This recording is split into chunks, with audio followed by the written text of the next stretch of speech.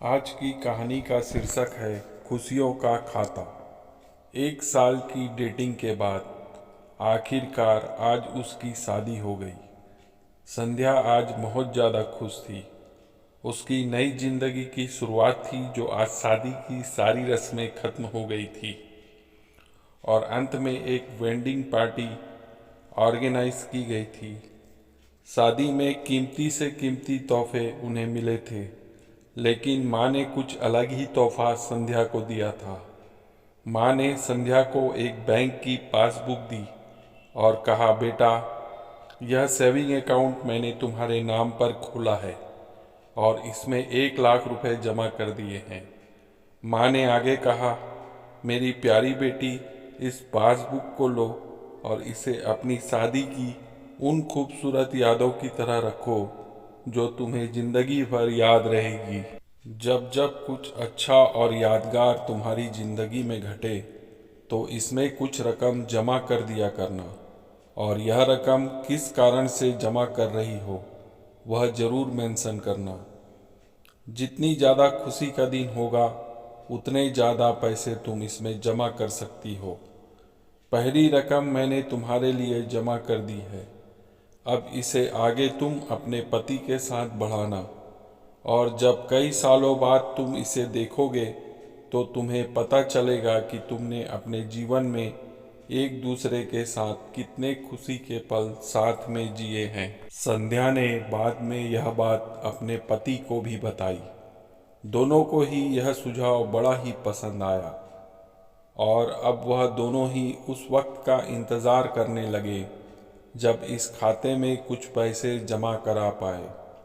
महीनों बाद उनकी पासबुक कुछ इस तरह से दिखने लगी।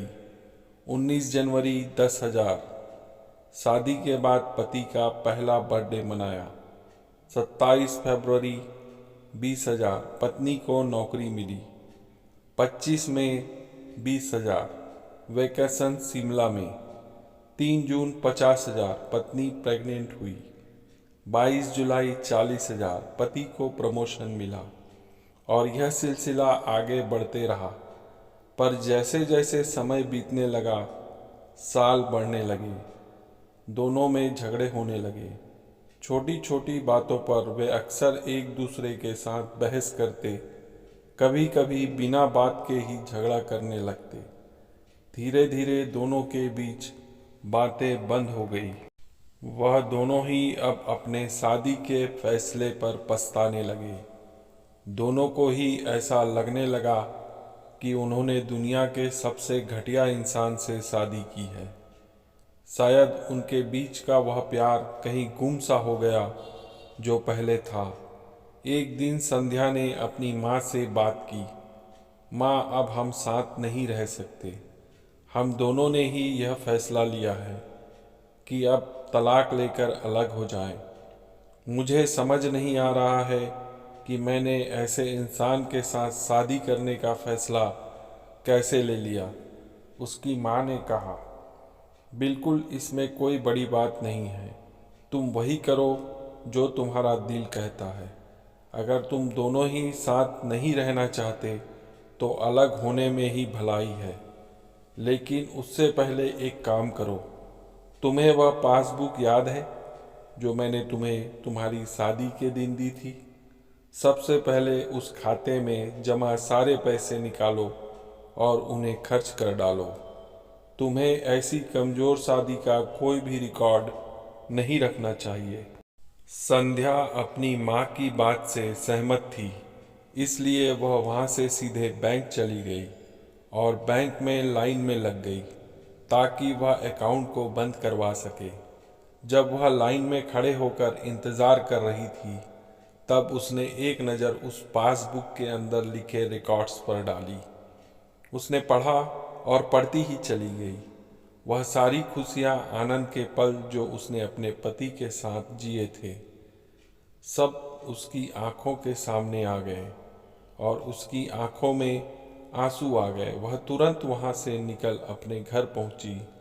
संध्या ने घर पहुंचकर सबसे पहले वह पासबुक अपने पति के हाथों में रखी और बोली कि तलाक लेने से पहले इस खाते में जमा सारे पैसे खर्च कर दो और इस खाते को बंद कर दो। अगले दिन पति बैंक गया और खाता बंद कराने के लिए लाइन में लगा।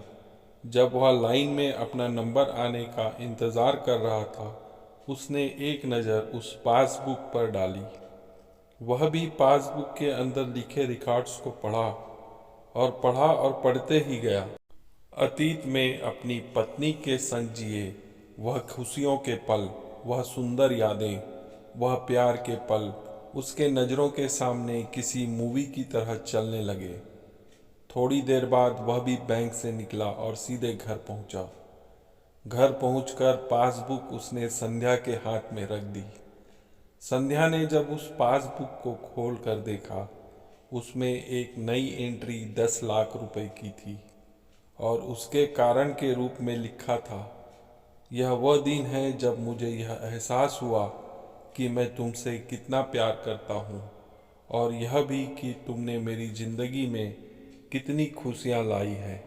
वह दोनों एक दूसरे के गले लग गए और खूब रोए और उन्होंने उस पासबुक को संभाल कर तिजोरी में रख दिया। दोस्तों, जिंदगी में गिरना कोई बड़ी बात नहीं है। जब आप किसी भी कारण से गिरते हो तो आपको हमेशा कहाँ गिरे हो उससे ज़्यादा गिरने से पहले आप कहाँ थे वह याद रखना चाहिए। गलतियों को सुधार कर आगे बढ़ने का नाम ही तो जिंदगी है। तो यह थी हमारी छोटी सी कहानी। अगर आपको हमारी कहानी पसंद आई तो कृपया हमारे चैनल को सब्सक्राइब करें, लाइक करें, शेयर करें और हाँ, कमेंट करना ना भूलें। साथ ही साथ बेल के आइकन को ऑल पे सेट कर दें ताकि हम जब भी कोई नया वीडियो अपलोड करें आपको नोटिफिकेशन मिल जाए। धन्यवाद।